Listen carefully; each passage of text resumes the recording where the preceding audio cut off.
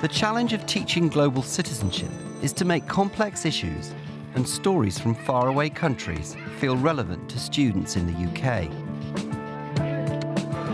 Child labour affects more than 250 million children worldwide, depriving them of the things children here take for granted. But banning child labour is not necessarily the answer, as millions of families depend on it to survive.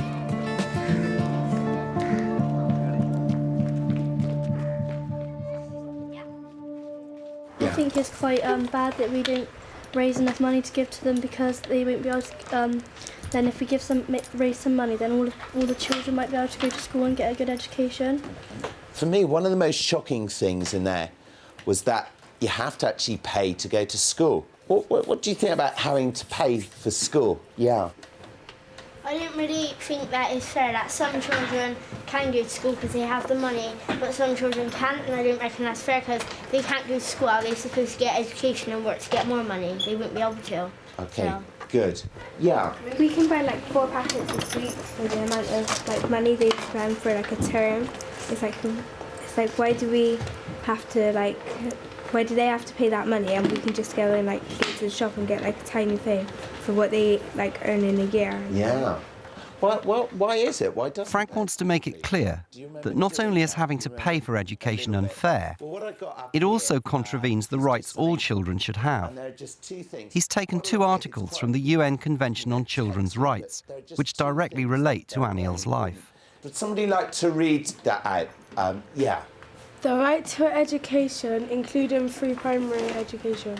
Frank wants the students to recognise that the rights they take for granted don't apply to many children who work. What I'd like to do is give you one of these each. For homework, he's asking them to keep a diary to record how a day in their lives compares to Aniel's.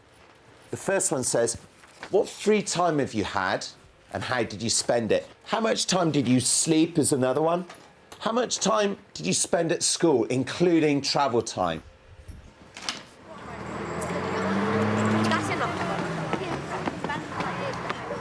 A week later, Frank begins the second lesson by asking what the students did with their time and how that compares to the lives of child workers. How did you spend your time at the weekend? Spent most of my time out with my friends and sleeping. OK, sleeping. How much sleep? How about 10 hours? OK, cool. I didn't sleep much. I like going to bed early and waking up early. I mostly just spent around riding my bike and playing games, really.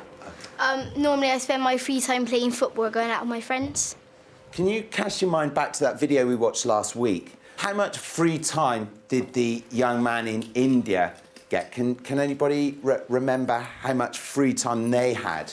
Hardly any because they had to work. They had to work. That was the big thing, wasn't it? And how do you think your life contrasts with theirs, compares with theirs? Yes? Our life's really easy because we don't have to work. We can just kind of mum and dad to do stuff for us. So they have to do stuff for themselves to help other people, including them. Good, excellent. Anybody made any money in the last week? Sometimes I go to the shops and buy some stuff like milk or things we have run out. So. OK, good. So you get some money from that. I get £10 a week for doing the washing up twice a week and hoovering the stairs. Right. Well, I didn't really earn my money, but I got £120 the other day because I got it for my birthday, and I also made a £5 for doing in the house stuff. Yeah. How does that again compared to that boy in India, compared to how hard you had to work or what you had to do? How does that compare? What he did was make bracelets, and what we do were basic things like wash or hoover. When he worked, he got his money and it went straight towards his family to go to school, and he didn't get to spend any of it. Sure. Let me just ask you, if you had any money, how likely would you be to give it to your family? Would you be very likely, slightly likely? I would probably give it to my mum because she gave me a lot of money, so I'd sometimes give it to her back, but I'll probably keep it and go to the shop. OK. We're going to watch a video. This week, Frank is showing a film about young campaigners in Delhi. He wants the students to see what children in India are doing about child labour and inspire them to start their own campaign. There's an estimated 100 million children involved in child labour in India. In 2006, a new law banned children under 14 from working in shops and restaurants, but it's not always enforced. Children living in the Delhi slums are working together with local charities to campaign on children's rights. They know child labour's often an economic necessity, but want all children to go to school, and they want to change attitudes locally. At this meeting, one of the group's members, Savita, is discussing the new child labour law with the younger children. I want to talk to you all about the new law on child labour. How many of you know about this law?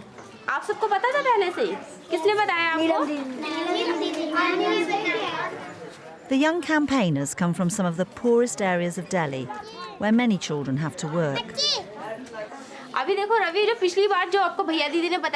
So, do you think this new law banning children from working is actually going to put an end to child labour? Who of you here have seen children working? Over 1,000 young people are involved in this campaign. They have regular meetings and demonstrations and stage street plays about the issues that affect their lives. After the meeting, members of the group go back to their own neighbourhoods to talk about child labour. By knocking on people's doors and talking to parents, they hope to change attitudes. Have you seen children working around here? Yes, I've seen loads of kids working in restaurants and shops. People make kids work. They don't let them study. I've seen it a lot. I've seen parents who spend their money on alcohol, and they shouldn't. They should make sure their kids go to school, not make them work. I've seen them doing shoe polishing and all kinds of things. Most of them are only little, but they're definitely not going to school. We want to let people know more about the situation for these kids we're talking about. So we're doing a play later on.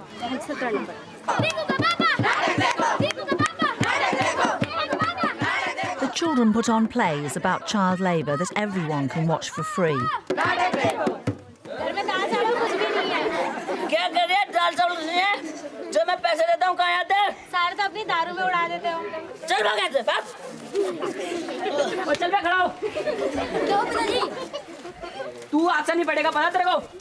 They want the plays to educate people and make parents think about their own behaviour and the rights of their children.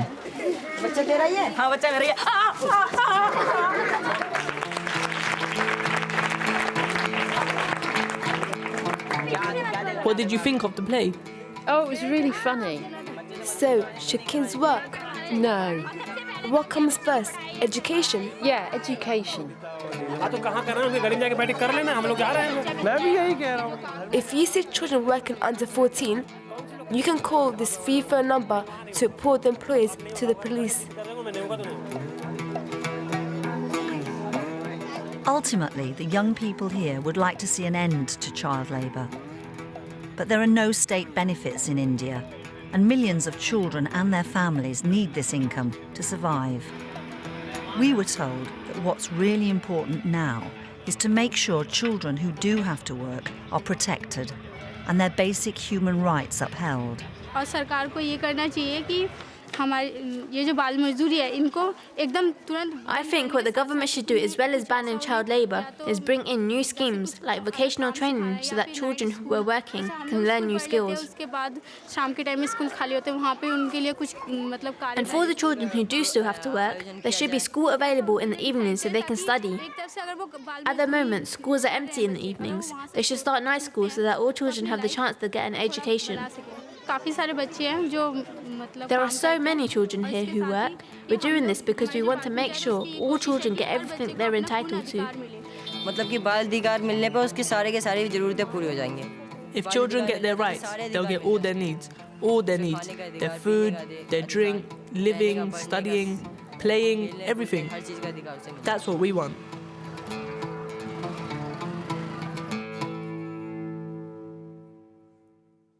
What are your initial thoughts? Anybody?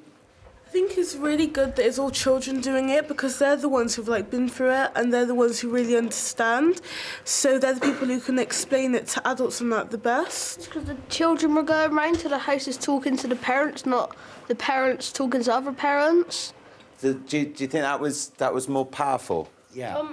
I can see why there's being laws to make sure that children don't have to work, but otherwise there's no money, so there needs to be something else which provides them with money, otherwise it's just, the situation's going to get worse. What do you think we could actually do about it now? We could try how they're living for ourselves for a day, see how hard it is. That's an interesting thought. I think we should make a leaflet, copy it and put it through people's houses. Make a website about it to like advertise the fact that there are children in child labour.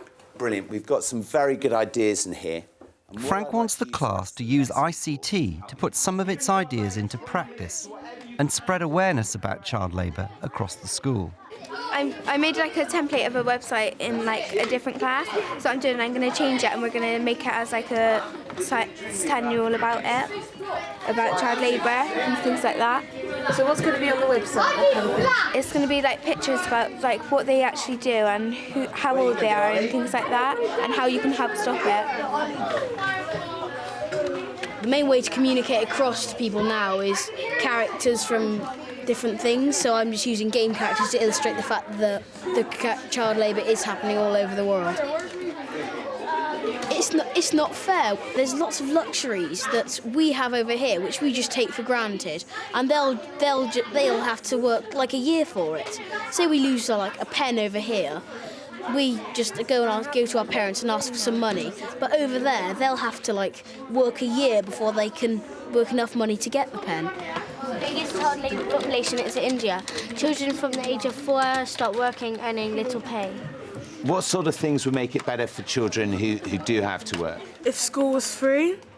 If school was free, would that make a big difference? Yeah, because then their parents wouldn't like be going bankrupt trying to pay for their school. I reckon what you could do is you could give them like lunch breaks or whatever so they can have time for free time in the middle of the day so they don't have to wait till the end of the day. Yeah, good. Though child labour is a subject that's far away from these students' lives, they've been inspired by what they've learned and want to start a campaign of their own. What we're going to try and do is put posters up around the school and in local areas, maybe post some through the doors and see if we can build awareness more than anything else.